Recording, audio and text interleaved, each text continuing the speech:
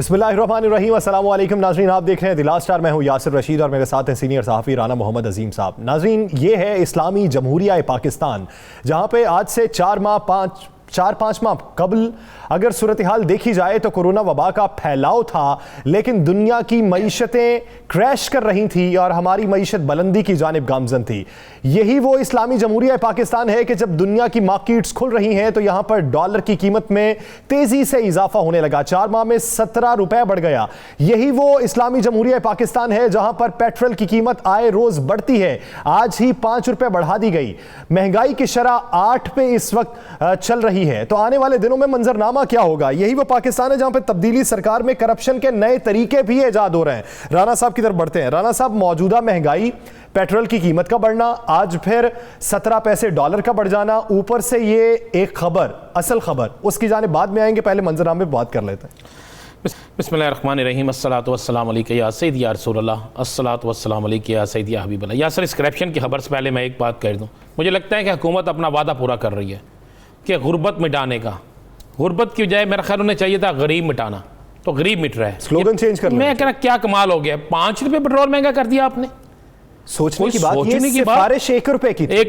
चले जी, मैं 20 रुपए की सिफारिश थी। अब ये देखो कि इस वक्त मौजूदा हालात क्या हैं। लोगों के पास खाने के लिए कुछ नहीं है, हर चीज़ महंगी हो चुकी है और आपने पेट्रोल बम गिरा दिया, आपने डॉलर महंगा कर दिया। ये हाल कर दिया है कि अब आम आदमी जो है, आम आवाम जो है वो चीख रही है। जरा सड़क पे निकले। मैं तो कहता हूँ हुकूमती वज़रा को चाहिए सड़क पे आए, सड़कों पे आके लोगों से पूछें कि भाई ये पेट्रोल महंगा करने से क्या बना। लोगों से पूछें डॉलर महंगा होने से क्या हुआ। और ये आपस में लगे हुए हैं कि जनाब इलेक्ट्रॉनिक मशीन ले आए, फलां ले आए, फलां ले आए, फलां कर दें, फलां कर दें। खुदा का वास्ता है वज़ीर आज़म साहब, आप पर कौम को बड़ा इतबार था, अब भी यकीन है। खुदा का वास्ता अवाम को रिलीफ दें। अगर यही होता रहा तो वो अवाम जो अपोजिशन के कहने पे बाहर नहीं निकली, शायद अब वो बाहर निकल आए। अपोजिशन के कहने पे नहीं, अपने हालात से, इस महंगाई से तंग आके। या सर, अब आगे ज़रा स्टोरी पे चलते हैं, ज़रा स्टोरी पे बात करते हैं। वज़ीर-ए-आज़म पाकिस्तान कोई शक नहीं कि करप्शन ख़त्म करना चाहते हैं। वज़ीर आला पंजाब ये दावा करते हैं, लेकिन मेरी समझ से बाहर ये कैसा। आज हम अपने प्रोग्राम के आगाज़ में एक ऐसी करप्शन की स्टोरी देते हैं कि जिसके बाद हम चैलेंज करते हैं हुकूमत पंजाब से कि क्या वो इस पर एक्शन करेंगे। या सर, बड़ी मज़ेदार स्टोरी है। स्टोरी ये होती है कि जनाब 3 असिस्टेंट कमिश्नर जो है वो 94 पटवारियों को, 94 पटवारियों की भर्ती के टेस्ट करते हैं। उनके टेस्ट ले लिए जाते हैं और उसके बाद उन 94 पटवारियों को पास भी कर दिया जाता है। सही। ये है नारोवाल, शकरगढ़, पसरूर, सियालकोट, ये सारा उस साइड पे है। अब उनको करने के बाद वहाँ पर बाकायदा एक डिप्टी कमिश्नर जो है नबीला इरफान, उनके पास 3 एसी जफरवाल इरफान मार्टन, एसी नारोवाल हसन नज़ीर और उस्मान अकरम एसी शकरगढ़ जाते हैं। वो जाके उन्हें कहते हैं कि हमारे डॉक्यूमेंट सारे चल रहे हैं। वो जाके कहते हैं जनाब ये लिस्ट है 94 पटवारियों की, इन्होंने टेस्ट पास कर लिया जनाब, इनके इंटरव्यू ले, इन्हें फौरी तौर पे लगा दें। फलाने के साथ उन्होंने बाकायदा तगड़े सियासतदानों के नाम लेते हैं कि इन सियासतदानों की सिफारिश भी है और अगर आप फौरी नहीं करेंगी डीसी साहिबा तो फिर आप नहीं रहेंगी। वो डीसी साहिबा अभी नई वहाँ पे लगी हैं और उन्हें नबीला इरफान ने उनको देखा। सारा देखने के बाद जब उन्होंने साहब जायज़ा लिया, तो जायज़ा लेने के बाद उन्होंने ऊपर हाई ऑफिशियल से बात की कि मुझे इसमें कोई गड़बड़ लग रही है और ये 3 असिस्टेंट कमिश्नर हैं, ये मुझे धमकियाँ भी दे रहे हैं और सियासी लोगों के नाम भी ले रहे हैं। जिसके बाद एक आर्डर आया कि इनके लोगों के दोबारा टेस्ट लें पटवारियों के। अब करप्शन देखें ज़रा जनाब, उन 94 पटवारियों में से को जब दोबारा टेस्ट लिए गए, इम्तिहान लिया गया, उनमें से 77 पटवारी फेल निकले। 77 पटवारी फेल हो गए। 70 पटवारी। किस्मत भी तो हो सकती है। देखें, पता चला कि जनाब फी पटवारी जो है वो 15 से 20 लाख रुपया दे के पास हुआ था। 15 से 20 लाख।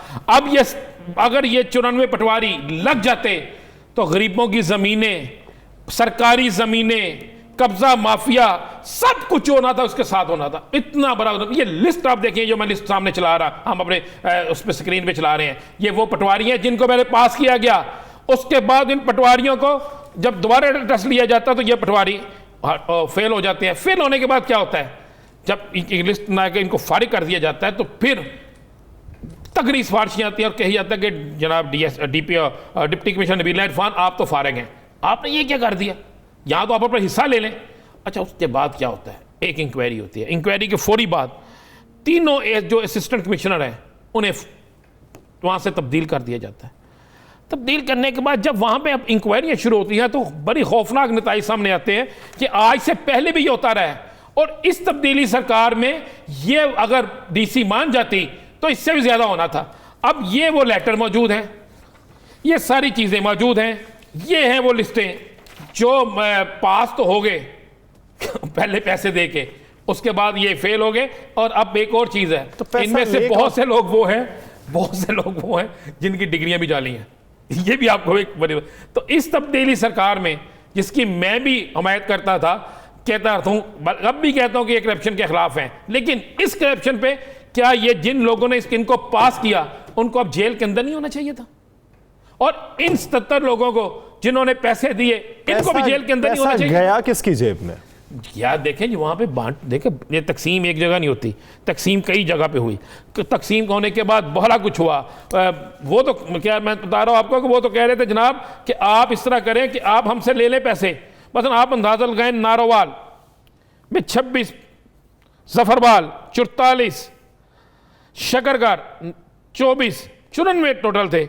अब इसमें जब आप देखते हैं जो फेल हुए हैं तो आप उनकी तादाद देखें तो आपको हंसी आएगी कि इसमें क्या हुआ। अब देखें, उन नारोवाल में 28 थे, 6 पास हुए, 22 फेल।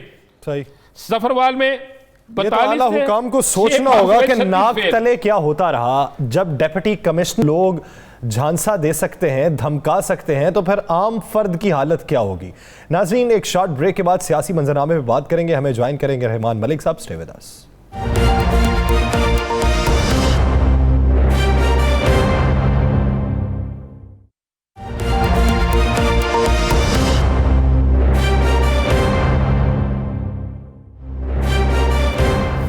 Welcome back.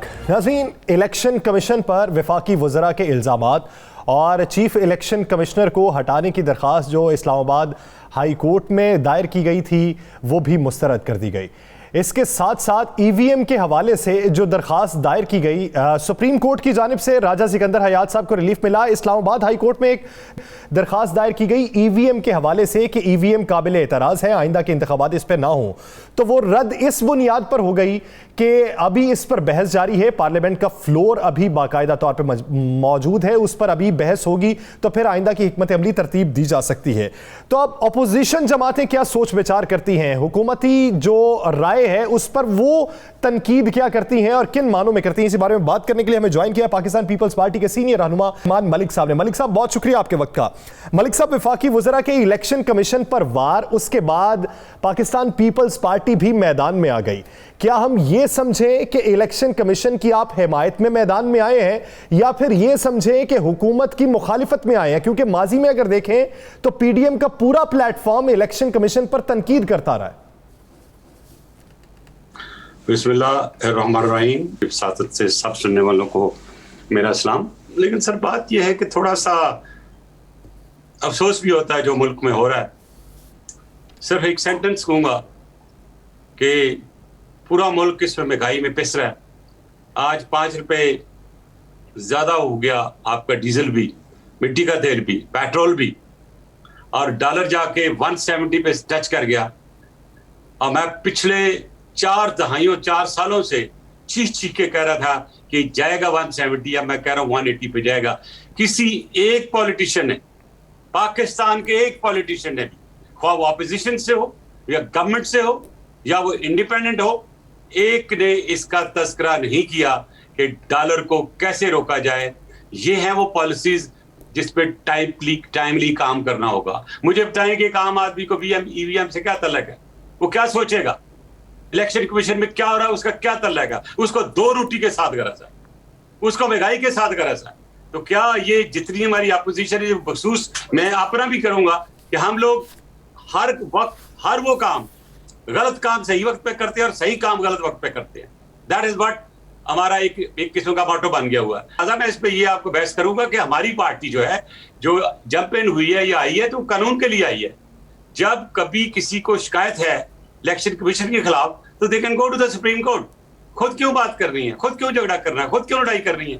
आई हेडेड दी पार्लियामेंट्री कमेटी जिसमें आरटीएस का और आरएमएस का बहुत अच्छी थॉरो इन्वेस्टिगेशन हुई। उसको तो सब बड़े तारीफें कर रहे थे इलेक्शन कमीशन की, आज क्या हो गया? मैं ये समझता हूँ कि अपोजिशन को भी और गवर्नमेंट को भी होश के नाखून लेने चाहिए और कोई ऐसी चीज ना करें जो मुल्क के लिए आने वाले वक्त में इशू और प्रॉब्लम हो। और अगर कोई शिकायत, मलिक साहब आपने कहा कि अपोजिशन भी और हुकूमत भी follow the law। दोनों को होश के नाखून लेने चाहिए। एग्जैक्टली। अब हुकूमत अब खिलाफ हुई उसके इलेक्शन कमीशन के, अपोजिशन ने इलेक्शन कमीशन के ऑफिस के बाद धरना दे दिया, बड़ी सख्त तकारीर की गई, उनको किसी ना किसी का एजेंट कहा गया, किसी के आगे बेबस, ये सारे अल्फाज इस्तेमाल किए गए। आप क्या समझते हैं कि पाकिस्तान की सियासी जमातें जो हैं मलिक साहब, वो अवामी मसाइल की बजाय ज़ाती मसाइल पे लगी हुई हैं? एग्जैक्टली मैं कहूंगा कि उन चीजों को लेके जा रही हैं आगे जिनका आगे आने वाले वक्त के साथ तल्लक है। जो गरीब पिस रहा है उसको इस वक्त क्यों तो जो नहीं दे रहे। मैं एक चीज अर्ज करता हूं सर, अगर आप एवीएम को एवीएम को सर इसका इनिशिएटर मैं हूं, let me confess before my nation. मैं फ्रांस गया था और मैंने इसकी स्टडी की तो मुझे जो अच्छा लगा कि बड़ी जल्दी इलेक्शन हो जाते हैं और रिजल्ट बड़ी जल्दी आ जाता है। तो मैंने वापस आके वो पूरे का पूरा सिस्टम जो है वो उस वक्त के चेयरमैन नादरा को कहा कि examine it and bring the whole report and summary to me. वो लेके आए। मैं उस वक्त के इलेक्शन कमीशन के जो चेयरमैन थे उनके पास गया और पूरी टीम के साथ वहां बैठे। तो हमने जब इसको स्टडी किया तो हमने देखा कि इसमें बहुत सी खामियां हैं, जब तक वो खामियां दूर ना हो ये हम नहीं कर सकते। लिहाजा ये अल्टीमेटली हमने रिजेक्ट किया। और फिर एक चीज की रिजेक्शन की वजह एक और भी आ रही सामने, व्हाट इज आरटीएस? आरटीएस ये मशीन ही है बेसिकली, वही सॉफ्टवेयर इस पे पड़ा हुआ है। और मुझे ये बताएं कि ये कभी हुआ है कि आरटीएस से आप अपना अंगूठा लगाए, चलो ठीक है, वहां से एक पेपर निकलेगा, उसको आप बैलेट पेपर इस्तेमाल कर लें और मशीन जो उसका भी रिजल्ट होगा, तो आप डुप्लीकेशन क्यों कर रहे हैं भाई? इससे बेहतर यही है बैलेट कर लो। इसमें 6 मुल्कों में ये राइज करने की कोशिश की गई और उनके इलेक्शन भी हुए, उन्होंने रिजेक्ट कर दिया इसको, बिकॉज इसका वो ऑप्टिमम रिजल्ट जो इसकी एफिशिएंसी है वो उतनी नहीं है जितनी होनी चाहिए। मैं मॉडर्न टेक्नोलॉजी के खिलाफ नहीं हूं, लेकिन चाहिए इनको ये कि अगर ये मॉडर्न टेक्नोलॉजी लाना चाहते हैं तो that's free of problem, free of issues. Rahman Malik साहब, आप ये देखें, आपने इसको स्टडी किया हुआ है, स्टडी करने के बाद आप ये हकायक बयान कर रहे हैं, लेकिन अपोजिशन की सारी जमातों के रहनुमा सिर्फ यही कहें कि ये धांधली करने का नया तरीका है ऐसे वक्त में कि जब तमाम इंतखाबात तमाम जमातों के मुताबिक धांधली के जरिए होते हैं, तो फिर ये जवाब तो पेश नहीं ना करना चाहिए। ये जवाब तो आपके गले पड़ सकता है। फिर गुफ्तगू इस तरह की होनी चाहिए जिस तरह की अब आप कर रहे हैं। मैं एक बात कर रहा हूं, मैं हमेशा ओपन और ओपन माइंडेड होकर बात करता हूं। एक है इशू पॉलिटिकल स्टेटमेंट का, एक है एक्चुअल क्या है मशीन। जिस मशीन के लिए आप लड़ रहे हैं पहले बैठ के उसको देख तो लो। और मैं श्योर हूं कि हुकूमत के अरकान भी उसको देखेंगे तो अभी इस स्टेज पे रिजेक्ट करेंगे, क्योंकि उसमें वो सारा रिजल्ट नहीं है जो आप चाहते हैं, जिसकी जरूरत है आपको। अगर आप चाहते हैं कि इंस्टेंटली रिजल्ट मिले तो इंटरनेट से कनेक्टेड नहीं, you can't have the instant result. फिर आपने बैलेट पेपर पे डिपेंड करना है, और जो बैलेट पेपर निकलता है उसकी सही जी आपको पता है कितनी देर जल्दी खत्म हो जाती है। लिहाजा मैं ये समझता हूं कि इसको पार्लियामेंट में लेके जाएं, बहस करें, बुलडोज न करें लॉ, जैसे बहुत से लॉ पहले बुलडोज हुए हैं। ये हमारे लिए और आने वाले वक्त के नस्लों के लिए जो कानून हम बुलडोज करके बना रहे हैं वो बहुत नुकसान पहुंचाएगा। I hope the government. Malik साहब जरा इससे आगे निकल जाते हैं। पीपल्स पार्टी और मुस्लिम लीग का कभी जिंदगी में इत्तेहाद हो सकता है? कभी ये दोनों सियासी जमातें आपस में मिलकर दुरुस्त फैसले कर सकती हैं? देखिए जी, पॉलिटिक्स में कुछ नहीं कहा जा सकता। ये डे टू डे पॉलिटिक्स होती है। You don't know next 2-3 days में या 2-3 महीनों में क्या फैसले होंगे कि क्या वाकई पाकिस्तान पीपल्स पार्टी और नून लीग दोनों मिल के काम कर सकते हैं या नहीं कर सकते। लेकिन आपको पता है कि पाकिस्तान की सियासत में जो एक एलिमेंट है प्रेफरेंस का और एलिमेंट है ज़ाहिर है अपनी सियासी पार्टी को आगे ले जाने का, और जो एलिमेंट ऑफ सेक्रीफाइस है वो किसी जगह नहीं है। तो लिहाजा मैं ये समझता हूँ कि अगर दोनों पार्टी पहले ही मिली होती तो आज शायद ये हालात और सिनेरियो ना होता। लेकिन आपने देखा होगा कि जिस अंदाज से सुलह भी हुई, दोस्ती भी हुई, फिर चलते चलते फिर रस्ते भी बिछड़ गए। और आज में जब मौलाना फजल रहमान साहब को बड़े जबरदस्त अंदाज से लय तय और बिल्कुल नगमानी अंदाज में बातें कर रहे थे वो आज, कि जैसे मैं कहना नहीं चाहता, मेरे दोस्त भी हैं, बुजुर्ग भी हैं, लेकिन जिसने वो नकलें उतारे थे दूसरों की, अब कल को कोई दूसरे लोग भी नकलें उतारेंगे। हमें पॉलिटिक्स में डिसेंसी लानी चाहिए। मलिक साहब, आप कहते हैं कि डे टू डे वेरी करती है पॉलिटिक्स, लेकिन क्या आप ये समझते हैं कि रोज का मिलाप और कुछ दिन बाद जुदागाना हैसियत इख्तियार कर जाना ये आम आवाम पे भी ऐसे ही असर डालता होगा जैसा रहनुमाओं पे डालता है? तो ऑलरेडी डला हुआ आपके सामने, पीडीएम बनी, टूटी, पीडीएम में किसने तोड़ी वो भी आपको पता ही है। तो मैं ये समझता हूं कि जब पॉलिटिकल पार्टीज सही मिच्योर्ड अंदाज से, मैं तो देख रहा हूं कि हमारी पॉलिटिक्स बहुत मिच्योर जा रही है, अगर आप मिच्योर्ड अंदाज से पॉलिटिक्स नहीं करेंगे तो उसका अल्टीमेट नुकसान उस सियासत का आवाम को होगा। ये बिल्कुल आपने मलिक साहब आप वज़ीर दाखिला रहे, आपने पीपल्स पार्टी के लिए बेइंतहा काम किया, कई टूटे रिश्तों को जोड़ा, नाराज लोगों को मनाते रहे, डूबती हुकूमत को खड़ा करते रहे, दूरी क्यों बढ़ गई? पीपल्स पार्टी से दूरी क्यों बढ़ गई? आपकी तरफ से नहीं, पीपल्स पार्टी की तरफ से दूरी क्यों बढ़ गई? मैं कंप्रेशन दूर कर दूं, गलत इंप्रेशन है। मेरी अपनी लीडरशिप के साथ किसी किस्म की दूरी नहीं है। लोगों को शायद ये शक हुआ कि मुझे सेनेट का इलेक्शन में टिकट नहीं दिया गया तो शायद मलिक साहब नाराज हो गए या पार्टी नाराज हो गई। मैं आपको यकीन से कह रहा हूं कि 1.5 साल पहले से मुझे बिलावल साहब कह रहे थे कि इस दफा मलिक साहब आप जो MNA का इलेक्शन लड़ें, हमें आपकी जरूरत है नेशनल असेंबली में। बहरहाल जब ये टिकटों का वक्त आया तो मैंने बिल्कुल ग्रीन सिग्नल दिया कि आप जिसको देना चाहते हैं दें। मैंने ऑलरेडी 10 साल कर लिए, मैं मुल्क का इंटीरियर मिनिस्टर रहा हूं, बड़ा पावरफुल पोजीशन पे रहा हूं, तो मुझे इसमें कोई इतराज नहीं होगा। आप चेक कर लीजिएगा मिनट्स उठा के पिछली मीटिंग के जो हुए हमारी CEC के, मुझे बिलावल साहब ने कहा कि हम आपको इलेक्शन सिंध से लड़ा के नेशनल असेंबली में भी ले जाना चाहते हैं। तो मैंने कहा नहीं बिलावल साहब, अभी मेरे को चंद महीने मुझे दे दें, मैं अभी नेशनल असेंबली में नहीं जाना चाहता हूं। मैं कुछ लिखाई पढ़ाई का काम कर रहा हूं, पता आपको मेरी 5 बुकें आ चुकी हैं, 2 मेरी और आनी है नेक्स्ट 1 मंथ। तो मेरा इरादा था कि 1 दर्जन किताबें मैं वो लिख दूं जाके, आने वाले वक्त में मैं अपनी नई नस्ल को बता सकूं कि हमसे क्या गलत होता रहा और कहीं सही होता रहा और हमें क्या करने की जरूरत है। और वो लोग, वो चीजें जो पहले पर्दे में रही, उनको पर्दा उठाना उन पर बहुत जरूरी था। तो बहरहाल मेरी उन्होंने बात मानी, बल्कि मैं इस दफा भी जब CEC की मीटिंग हुई तो यही बात चली, तो मैंने यही कहा कि मुझे थोड़ा टाइम चाहिए। आपको ना जरदारी साहब जरा थोड़े कभी कभी विटी होते हैं, वो कह रहे एक खास अंदाज से कि आप क्यों नहीं मान रहे हैं। मैंने कहा मैं मान जाऊंगा, मैं सिर्फ अभी 3-4 महीने अपने लिए चाहता हूं, अपनी जात के लिए चाहता हूं, अपना काम करने के लिए चाहता हूं। तो मलिक साहब, पार्टी को भी तो जरूरत है ना। पार्टी इस वक्त पंजाब में रिवाइवल चाह रही है, पंजाब में कंटोनमेंट बोर्ड के इंतखाबात हुए, सूरत हाल आपके सामने है, आइंदा बल्दियाती इंतखाबात का फ्रेमवर्क भी तरतीब दिया जा रहा है। तो आप नहीं समझते कि इधर पीपल्स पार्टी को काम करने के लिए पुराने साथियों की जरूरत है? मैं बिल्कुल आपसे मुतफिक हूं, लेकिन यह है कि मैं तो, मेरा डोमिसाइल जो है आपको पता सिंध का है, मेरी सियासत सारी की सारी जो शुरू भी हुई मोहतरमा के साथ वो सिंध से ही हुई। मेरी स्टूडेंट लाइफ भी, लीडरशिप सारी कराची यूनिवर्सिटी की है। तो ज़ाहिर है अगर किसी वक्त पे स्पेसिफिकली कोई मदद मेरी पार्टी मांगेगी तो मैं जरूर दूंगा। मेरा ख्याल है कि मेरे अलावा और भी बड़े लायक लोग बैठे हुए हैं, बड़ी बड़ी बातें करते हैं, उनको पूरा करने दें, कुछ उनको अपने जौहर दिखाने देंगे कि जौहर कैसे होते हैं, काम क्या होता है, सियासत क्या होती है, सियासत को आगे कैसे ले जाना होता है। और आपको पता है सियासत पाकिस्तान में चलाने के लिए सिर्फ एक एलिमेंट नहीं है, एक पैरामीटर नहीं है, बहुत से पैरामीटर हैं। वो पैरामीटर आप अच्छी तरह से जानते हैं। उन पैरामीटर्स को संभालने के लिए आपके पास तजर्बे की जरूरत होनी चाहिए। मलिक साहब, आप किताबें लिख रहे हैं, बहुत से अहम राज हैं जो आप कहते हैं कि मैंने किताबों में लिखते जानना चाहूँगा कि आपने कहा कि लोग जाने कि हमने गलत क्या किया, सही क्या किया। आज अपनी किताब का कोई ऐसी चीज़ हमें भी बता दें उस राज से, आपको लोग देख रहे हैं पूरी दुनिया में, आपका कोई ऐसी चीज मासी में कौन सी ऐसी गलती हुई जिसको आप लिखना चाह रहे हैं? देखिए, पहले मैं सिंध से शुरू करता हूं। हमारे से सबसे बड़ी गलती ये हुई कि आपने उस एक पर्टिकुलर फैक्शन को इज्जत उस अंदाज से नहीं दी जो आपको देना चाहिए थी। मेरा मतलब MQM का है, ये मैं शुरू के MQM की बात कर रहा हूँ, क्योंकि जब आप Urdu speaking, Sindhi speaking, Punjabi speaking और जो भी आपके दूसरी फैक्शंस हैं उनको प्रेफर करेंगे तो फिर एक किस्म की हेट जरूर आती है। मैं खुद कराची यूनिवर्सिटी का पढ़ा हूँ, मुझे पता है कि मेरे कुछ क्लास फेलोज या मेरे उस वक्त के लोग जो मेरे दोस्त थे, हमारे साथ पढ़ते थे, वो फर्स्ट क्लास फर्स्ट आए और वो चपड़ासी लगे हुए थे, और दूसरी फैक्शन के लोग जो थे वहां पे ऑफिसर्स थे।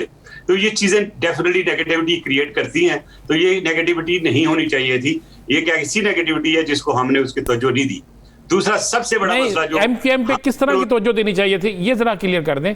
क्या एमक्यूएम को ऑब्लाइज करना चाहिए था या एमक्यूएम के अंदर से गलत अनासर को निकाल के बाहर करना चाहिए था? नहीं, गलत अनासर तो हर जगह होते हैं, वो हमें भी हैं, आप में भी हैं, हर जगह हैं। तो गलत अनासर को काबू करने के लिए कानून होता है, उस कानून को पूरे तरीके से चलाना चाहिए, लेकिन किसी किस्म की नाइंसाफी नहीं होनी चाहिए, क्योंकि इस बहुत बड़ी चीज को मैं चंद सेंटेंसेस में सम अप नहीं कर सकता। आप किसी न किसी बुक में इसका तस्करा मलिक साहब, आप माजी की बात कर रहे हैं, अभी हालिया इल्जामात लग रहे हैं पीपल्स पार्टी पे कि वो अंदरून सिंध को ऑब्लाइज कर रही है कराची के अंदर, और कराची के जो लोग हैं वो ऑब्लाइज नहीं हो रहे सरकारी नौकरियों पर। यह देखिए, बात सुने, पाकिस्तान का मसला है इस पर अंडर एम्प्लॉयमेंट, अनएम्प्लॉयमेंट। तो अगर कोई नौकरी दे रहा है या नौकरी लेने की कोशिश कर रहा है, हो सकता है उसमें थोड़ी बहुत नेगेटिविटी भी आ जाए, लेकिन मैं ये समझता हूं कि अगर हम कानून का दामन ना छोड़े और अगर भर्तियों के तरीकेकार में जिसमें कानून का हर लिहाज से चीज को सामने रखते हुए चले, तो मेरा ले ना कोई सिंधी इतराज करेगा ना कोई उर्दू स्पीकिंग इतराज करेगा। लेकिन मेरी एक जरूर खुदारा एक ख्वाहिश भी होगी और अपील भी होगी उर्दू स्पीकिंग से भी और सिंधी स्पीकिंग से भी, God save live together, learn live together. अब वक्त गुजर गया है, 70 साल से ऊपर हो गए हमें आजाद हुए हुए, हमें एक पाकिस्तान की हैसियत से सोचना चाहिए, हम पाकिस्तानी हैं। मलिक साहब, आप क्या देख रहे हैं कि आने वाले इंतखाबात में पीपल्स पार्टी के कुछ लीडर बार बार दावे कर रहे हैं कि जो वो पंजाब में हुकूमत बनाएंगे, कंटोनमेंट बोर्ड में जो हुआ पंजाब के अंदर आपके सामने है, तो आप क्या समझते हैं 2 साल भी नहीं रह गए इलेक्शन में, इन इलेक्शन में पीपल्स पार्टी पंजाब से सर्वाइव कर सकेगी? सर, बात यह है कि एक है दावा, एक है ऑन ग्राउंड क्या काम हुआ। मैं समझता हूं कि हमने बहुत काम किया, लेकिन पाकिस्तान की सियासत सिर्फ काम करने पर मबनी नहीं होती, आपको भी पता है। जब फैसले होते हैं कि कौन सी पार्टी ने कितना जीतना है, कहाँ जीतना है, क्यों जीतना है, उसके लिए कुछ और महरक़ात होती है। लेकिन ये बिल्कुल हकीकत है कि जब आप अपने वर्कर को इग्नोर करें, ख्वाह वो पाकिस्तान पीपल्स पार्टी हो, वो नून हो या पीटीआई हो। आज वो पीटीआई जिसका नाम बहुत था, तूती बोलता था, आज लोग जिस अंदाज से आपने वीडियो देखी होंगी या जिस अंदाज से वो पीटीआई के खिलाफ बोलते हैं लोग, वो भी आपके सामने है। तो लोगों की बड़े बड़े जो होते हैं उम्मीदें जो होती हैं, जब उम्मीदें पूरी नहीं होती तो फिर यही पीटीआई वाला हाथ होता है, और फिर यही हालात होते हैं कि पार्टी की जो एक वक्त होती है, पार्टी की पॉपुलर वो आहिस्ता आहिस्ता कम होती जाती है। मलिक साहब, मैं आपसे बात करूंगा खित्ते की मजमूई सूरत हाल के हवाले से, बिलखुसूस अफगानिस्तान की सूरत हाल के हवाले से। खारजा पॉलिसी पे भी आपकी गहरी नज़र रही, सिफारतकारी को भी आप बखूबी जानते हैं। आप क्या समझते हैं कि अफगानिस्तान में आने वाले दिनों में अमन व इस्तेहकाम आएगा तो किस तरीके से आएगा, और इस पूरे मंजरनामे में पाकिस्तान का किरदार अब तक जो रहा वो कितना काबिल तारीफ है? मैं समझता हूं कि पाकिस्तान ने अभी तक जो कुछ किया इससे बढ़ के कर नहीं सकता था, बहुत अच्छा काम किया है।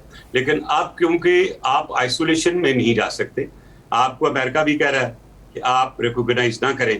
एक अच्छी बात आज हुई कि जो यूरोपियन यूनियन ने कहा कि हमें तालिबान से बात करनी होगी। अब 18 तारीख को गालबन या 19 तारीख को शंघाई कॉन्फ्रेंस है जो उनका है, उस पर ये मामला ला रहे हैं कि इनके साथ क्या सलूक होना चाहिए, how should the Taliban be dealt. और मेरी तलाश जो अभी थोड़ी 1 घंटे पहले की थी कि जितने अपोजिशन के लीडर हैं अफगानिस्तान से जो कि पहले हुकूमत में थे, उनमें से बहुत सारे जो हैं वो पहुंच चुके हैं शंघाई कॉन्फ्रेंस को अटेंड करने के लिए। तो वहाँ एक जोर शोर जरूर होगा, और मैं ये समझता हूँ पाकिस्तान जितनी कोशिश कर रहा है, और हमारे बड़े सीनियर सिक्योरिटी ऑफिसर्स आज भी जो ऑफिसर हैं, while I am talking to you in Russia, तो ये सारे कोशिश कर रहे हैं। देखनी बात ये है कि अमेरिका किस करवट अपना साफ करता है। क्या वो तालिबान का साथ देगा, क्या उनकी बात देगा उनको, या नहीं देगा? रहमान मलिक साहब, जरा एक और सवाल, सियासी सवाल है थोड़ा सा, क्योंकि आपकी बड़ी गहरी नज़र और बड़े गहरे लोगों में आप बैठते हैं। मियां नवाज शरीफ की वापसी आप देखते हैं इस साल में? नहीं, मैं नहीं देख रहा हूँ। अगर आप मुझसे पर्सनली पूछते हैं तो मैं नहीं देखता हूँ, इसलिए कि मियां नवाज शरीफ साहब के केसेस खत्म नहीं हुए यहाँ पे, और वहाँ उनको कोई पुश नहीं करेगा, क्योंकि जिस मुल्क में अगर डेथ पेनल्टी हो तो यूके का लॉ ये है कि वो कभी भी उसको वहाँ डिपोर्ट या उसको एक्स्ट्राडाइट नहीं करते। हाँ, वो उस सूरत में हो सकते हैं कि अगर उनकी डील हो जाए किसी अच्छी जगह डील हो जाए। डील होती नजर आ रही है, यही बात मैं कह रहा हूं हो जाए। मैं सस्पेक्ट नहीं, आप समझते हैं कि इन हालात में उनकी डील हो सकती है? लेकिन डीलें तो बड़ी ऐसी हो जाती हैं जिनका कोई सोच भी नहीं सकता था। आपने सोचा था कि मोहतरमा बेनजीर भुट्टो शहीद और मियां नवाज शरीफ एक टेबल पर बैठ के चार्टर ऑफ डेमोक्रेसी साइन करेंगे, ये और देखा था आपने कि मोहतरमा को अलाउ करेगा general Musharraf to come back to Pakistan. इस तरह बहुत से और से इंसिडेंट्स हैं जिससे आप अंदाजा कर सकते हैं कि वक्त और हालात बदलने में देर नहीं लगती। लेकिन मैं ये समझता हूँ कि एक चीज मैं आपकी वसातत से अर्ज करूंगा, कानून लीग है, पीपीपी है या आपकी पीटीआई है, फॉर गॉड सेक पाकिस्तान को बचा ले। मैं बड़े दिल की गहराइयों से कह रहा हूँ, पाकिस्तान इस वक्त खतरे में गिरा हुआ है। पाकिस्तान में लेफ्ट भी खतरा, राइट भी खतरा, टॉप भी खतरा, लेकिन हम पाकिस्तान में दाएं बाएं इस वक्त खतरा है। और तमाम सियासी जमातों से आप अपील ये कर रहे हैं कि पाकिस्तान को बचा लें, अपने सियासी मफाद को बालाए ताक रखते हुए अवामी मफाद पे अगर तवज्जो दें तो बेहतरी का हल भी निकाला जा सकता है और लोग आपको अच्छे अल्फाज में याद भी रख सकते हैं। बहुत शुक्रिया मलिक साहब इस हवाले से अपना वक्त देने के लिए। नाज़रीन, दीगर इश्यूज़ पे बात करेंगे एक शॉर्ट ब्रेक के बाद। Stay with us.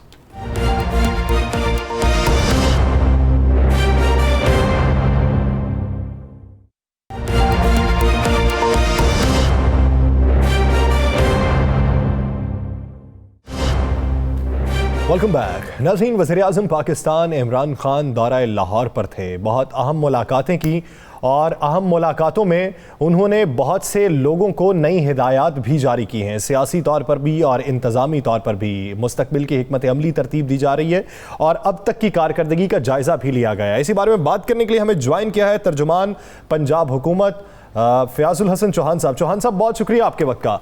चौहान साहब, वज़ीर-ए-आज़म इमरान खान साहब के मुतल्लिक ये खबर आ रही है कि उन्होंने अहम मुलाकातों में सियासी और इंतज़ामी तौर पर ओहदेदारान को टास्क सौंपा है। क्या कोई तब्दीली मुतवक्के है या फिर बेहतरी मुतवक्के है? बिस्मिल्लाहिर्रहमानिर्रहीम। देखिए, वज़ीर-ए-आज़म पाकिस्तान इमरान खान साहब पार्टी लीडर होने की हैसियत से, मुल्क का चीफ एग्जीक्यूटिव होने की हैसियत से, वो जब भी पाकिस्तान के सबसे बड़े सूबे का दौरा करेंगे कि जहाँ पे उनकी अपनी पार्टी की हुकूमत है, तो वो बेहतरी लाने की तवक्को के साथ और बेहतरी लाने की तवज्जो के साथ और बेहतरी लाने की नीयत के साथ ही करेंगे। और इंशाल्लाह उनके इस चेक एंड बैलेंस और उनकी इस कप्तानी के अंदर मामलात को बेहतरी की तरफ ले जाया जाएगा। और नई इंतज़ामिया आईजी और चीफ सेक्रेटरी जो आए हुए थे उनके साथ मीटिंग हुई, उन्होंने अपना प्लान, अपना लाइन ऑफ एक्शन, अपना फ्यूचर की पूरी जनाब प्लान प्राइम मिनिस्टर साहब के सामने रखा है। और उसके अलावा भी लाहौर की तज़य्युन और आइश से लेके और बाकी भी मुख्तलिफ इशूज़ के ऊपर, तालीम और सेहत के मुख्तलिफ मामलात और बाकी इलेक्शन जो कंटोनमेंट बोर्ड का गुजरा है उसका ओवरव्यू, उसको ओवरलुक करने के लिए नताइज को, वो सारी मीटिंग्स की है प्राइम मिनिस्टर साहब ने। चौहान साहब, बिल्कुल आपने पंजाब में बहुत काम किया, पंजाब में आपके काम जो हैं बेइंतहा हैं, और जब आपने उस वक्त भी तर्जमानी की जब अभी काम शुरू नहीं हुए थे, अब तो काम हो गए हैं। इसके बावजूद तनकीद का जो है सिलसिला वो ख़त्म नहीं हो रहा और आवाम जो है वो उनको वो चीज़ नज़र नहीं आ रही। क्या आने वाले दिनों में तहरीक इंसाफ जो है पंजाब के अंदर जो सबसे बड़ा सूबा है, इसमें आवाम को कौन सा ऐसा रिलीफ देने जा रही है कि आवाम को आप मुतमिन कर सकें? यार देखिए, आवाम को चीज़ें सारी नज़र आ रही हैं। आप कहते हैं ना तनकीद तो करना है। देखिए, मीडिया का काम है तनकीद करना, अपोजिशन का काम है तनकीद करना। और अपोजिशन भी फिर आपको ऐसी मिले कि आपके अलावा सारी की सारी पॉलिटिकल पार्टियां जो कि एहतसाब के शिकंजे में आई हो, जिनकी करप्शन की दुम पे पाँव आया हो, तो फिर सारों ने मिल के जो गज़ल पढ़नी है, जो कवाली पढ़नी है, उसमें थोड़ी सी जान पैदा हो जाती है। तो जो मिल के जनाब तनकीद करते हैं, रोना रोते हैं, तो वो फिर हर किसी को नज़र आता है और फिर मीडिया भी उसको ज़्यादा हाईलाइट करता है। अदरवाइज काम बड़े पुरसकून तरीके से, मैंने सिर्फ एक फाइनेंशियल मैनेजमेंट आज से 5 दिन पहले प्रेस कॉन्फ्रेंस करके कंपैरिजन दिया था, नाम नहाद जो है वो कातिल आला का और वज़ीर आला पंजाब सरदार उस्मान बुज़दार साहब का 17,500 अरब रुपए की 10 सालों के अंदर इनके अपने ऑडिटर जनरल की इनके दौर के अंदर की रिपोर्ट्स के मुताबिक एम्बेजलमेंट, करप्शन और जनाब फाइनेंशियल इरेगुलरिटीज़ है। 17,500 अरब ये तो है जो डॉक्यूमेंटेड है। ये तो वो है कि उस जोर को सबने देख लिया जो तुमने सरे बाजार किया, उस जुल्म को दुनिया क्या जाने जो तुमने पसे दीवार किया। जो पसे दीवार है, इससे कई 100 गुना ज्यादा करप्शन लूट मार के जनाब वो बाजार गर्म होते रहे। दूसरी तरफ मैंने सरदार उस्मान बुज़दार साहब की 3 साल के दौर की फाइनेंशियल मैनेजमेंट भी सामने रखी थी, जो बिल्कुल 100% चौहान साहब एक अच्छी बात है कि करप्शन के गिर्द घेरा तंग किया जा रहा है, मंतकी अंजाम तक केसेस पहुंचाए जा रहे हैं, अच्छी बात है, हम उसको सराहते भी हैं। लेकिन दूसरी जानिब आप आम आवाम पर बोझ भी तो देखिए ना। अब डॉलर की कीमत 4 माह के अरसे में 17 रुपए बढ़ जाती है, जबकि पेट्रोल की कीमत में 5 रुपए मजीद इजाफा हो जाता है। महंगाई की शरह कम नहीं हो रही, वजीर खजाना भी इसका एतराफ करते हैं, तो आम आवाम को रिलीफ कब मिलेगा? देखिए बात यह है, मैंने अभी आपके सामने जो हेल्थ इंश्योरेंस कार्ड की बात रखी, इनको 100% फ्री पंजाब की 11 करोड़ आवाम को जो है ना उनकी हेल्थ की जितनी इश्यूज हैं, बड़े इश्यूज से लेके ओपीडी से लेके बड़े बड़े ऑपरेशन तक, अगर वो फ्री हो जाएगी तो ये एक रिलीफ ही है ना, इस महंगाई से ये रिलीफ है ना। एहसास प्रोग्राम के तहत अरबों रुपए गरीब आवाम के लिए, गरीब आवाम के जितने जनाब सेक्शंस हैं, जितने आपके शोबे हैं, जितने जनाब किस्म के अफराद हैं, बुजुर्ग हैं, जवान हैं, बच्चे हैं, खवातीन हैं, ट्रांसजेंडर हैं, किसी भी जना शोबे से ताल्लुक़ रखते हैं, उनके लिए मुख्तलिफ किस्म की स्कीमें जो अरबों रुपए की मालियत की आ रही है एहसास प्रोग्राम के तहत, वो भी महंगाई से रिलीफ का ही एक जनाब आप ये कह लें कि हल है ना। इसी तरीके से और बहुत सी चीज़ें हैं, तनख्वाहों का बढ़ना भी जो आप समझ लें कि महंगाई से रिलीफ है, और ये सारी चीज़ें साथ साथ चल रही हैं। खान साहब, आज मरियम साहिबा फिर दोबारा मंजर आम पे आई और आज उन्होंने बड़ी मीटिंग की, और मीटिंग में बड़े मियाँ साहब को भी लाइन पे लिया। बड़े मियाँ साहब 3 घंटे उस मीटिंग को उन्होंने अटेंड किया और पूछा कि मैं अगर पाकिस्तान आता हूँ तो आप क्या करेंगे? तो कहते हैं जी, सब ने कहा कि मियाँ साहब जितनी जल्दी हो सकता है पाकिस्तान आ जाएं, और मियाँ साहब ने वादा किया है कि वो इसी साल में पाकिस्तान होंगे, और जब वो पाकिस्तान होंगे तो ये हुकूमत नहीं होगी। खुशी से मर ना जाते अगर एतबार होता। जिन्होंने भागना होता है ना वो वापस नहीं आते। जब ये चढ़ रहे थे ना जहाज की सीढ़ियों पे, सारी दुनिया ने देखा हिरन और गुलहरी की तरह जनाब ये भाग के ऊपर चढ़े थे। हिरन भी इतनी तेजी से नहीं चढ़ता है ना बुलंदी पे, गुलहरी भी इतनी तेजी से जो है ना वो ऊपर चाय की तरफ नहीं चढ़ती जितनी तेजी से सुल्तान फखरुद्दीन और तोल नवाज शरीफ साहब चढ़े थे, ठीक है ना।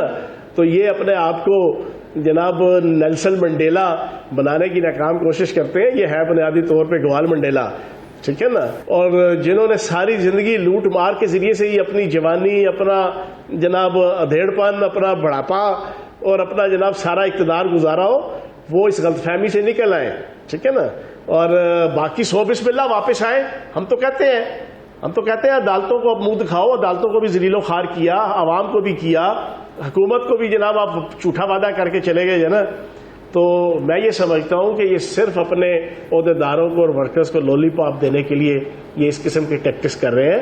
बाकी एक बात तय है, नून लीग की सियासत है, मुस्लिम लीग की सियासत है, लेकिन आले शरीफ की सियासत इंशाल्लाह इस पाकिस्तान में अब कोई नहीं है। बहुत शुक्रिया फयाजुल हसन चौहान साहब इस हवाले से अपना वक्त देने के लिए। नाज़रीन दिगर इश्यूज़ पे बात करेंगे एक शॉर्ट ब्रेक के बाद।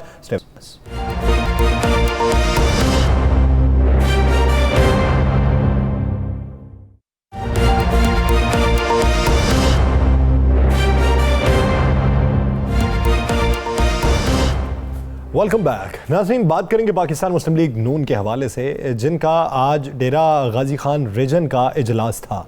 उस इजलास में मरियम नवाज़ साहिबा तो मौजूद थीं, बेशतर रहनुमा भी मौजूद थे, लेकिन अपोजिशन लीडर कौमी असम्बली शहबाज शरीफ जो पार्टी सदर हैं वो मौजूद नहीं थे। Opposition leader Punjab assembly Hamza Shahbaz sahab वो मौजूद नहीं थे। मफाहमती ग्रुप का कोई एक शख्स भी मौजूद नहीं था। तो साफ छुपते भी नहीं, सामने आते भी नहीं। अपने कारकुनान को जवाब क्या देंगे, अवाम को जवाब क्या देंगे, और अगर इसी तरह की फूट पड़ी रही तो हुकूमत को टफ टाइम क्या देंगे। राना साहब की तरफ बढ़ते हैं। सब नून लीग की अहम बैठक, बड़े मियाँ साहब 3 घंटे बातचीत करते रहे, छोटे मियाँ साहब आए नहीं। देखें कैसा चकमा दिया इन्होंने यासर, यही तो चीज़ है। क्या कमाल चकमा दिया इन्होंने, और क्या कमाल गेम खेलते रहे मीडिया के साथ भी, क्या कमाल की गेम खेलते रहे सबके साथ भी, बल्कि इदारों के साथ भी, बहुत से इदारों के साथ ये गेम खेलते रहे। शहबाज शरीफ साहब वहीं पे मौजूद थे, वहीं पे मैं कह रहा हूँ इजलास से पहले शहबाज शरीफ साहब और मरियम साहिबा की एक मीटिंग हुई। उस मीटिंग में कुछ चीज़ें तय होने के बाद मरियम मीटिंग में आगे शहबाज साहब मीटिंग में आए, और यही तासर दिया गया कि मैं मीटिंग में यही कहा जाएगा, मैं कहीं था, मैं इसलिए नहीं आया, वहीं पे थे, लोकेशन चेक कर लें, मैं आपको ये कन्फर्म बता रहा हूँ, बिल्कुल कन्फर्म। उसके बाद क्या होता है कि जनाब वहाँ पर बेसिक ये मीटिंग थी, नवाज शरीफ साहब ने, मियाँ साहब ने कुछ सख्त अल्फाज इस्तेमाल करने थे और छोटे भाई चाहते थे मेरे गले ना पड़े वो, लेकिन वो ये भी चाहते थे ये सारा कुछ होता भी रहे। जो आपने कहा ना कि ना सामने आते हैं ना छुपते हैं, ये पूरी एक प्लानिंग के तहत हुई। अब वहाँ पर जो मीटिंग हुई इसके अंदर का हाल मुझसे पूछ लें। मीटिंग का मसला ये था कि बेटी कहती है कि जनाब मियाँ साहब को पाकिस्तान इसी साल आना चाहिए और मियाँ साहब को आने से पहले अब मैं तसल्ली करूँगी कि क्या ये तो नहीं होगा कि मियाँ साहब लाहौर एयरपोर्ट पहुँचे और काफ़िला जो है उनका वो जुलूस जो है वो मार रोड पे ही रहे। और कितने लोग हैं जो इस हवाले से बाहर निकल सकते हैं, कितने लोग हैं जो इस कैंपेन को बना सकते हैं।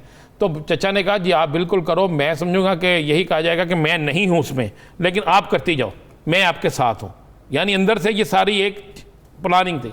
अब उस मीटिंग में पूछा गया, पहले मियाँ साहब की खिताब हुआ, लंबा चौड़ा मीटिंग में रहे, फिर पूछा गया जी आपने आना। सब ने कहा मियाँ साहब फौरी आ जाओ, जितनी जल्दी होता है आ जाएं, हम लाखों की तादाद में एयरपोर्ट पे मौजूद होंगे, कोई आपको पकड़ने आएगा हम फलां कर देंगे, हम फलां कर देंगे, आप आ जाएं सारी गेम उलट जाएगी, आप आ जाएं सारी मूवमेंट बन जाएगी। तो फिर फैसला हुआ कि पहले आप पाकिस्तान में फ़ज़ा कायम करें और नून लीग अकेले मुजाहरे शुरू करें हुकूमत के ख़िलाफ़, और हर मुजाहरे में ये तासर दिया जाए, सोशल मीडिया पे चलाया जाए कि तेरी याद आई तेरे जाने के बाद, ये लफ्ज़ अल्फाज होंगे और अपने दौर की कीमतें जो हैं वो रखी जाएं। फिर कहा जाए कि मियाँ साहब का दौर ही ठीक था। तो इसका मतलब फिर ये कि मियाँ जावेद लतीफ़ साहब ने बात यूं ही नहीं की? नहीं, वो मियाँ जावेद लतीफ़ साहब ने बात यूं ही की थी। अच्छा। अब दूसरी तरफ क्या, छोटे मियाँ साहब जो हैं अब वो पीछे रह के छुप कर रास्ता बनाने की कोशिश कर रहे हैं।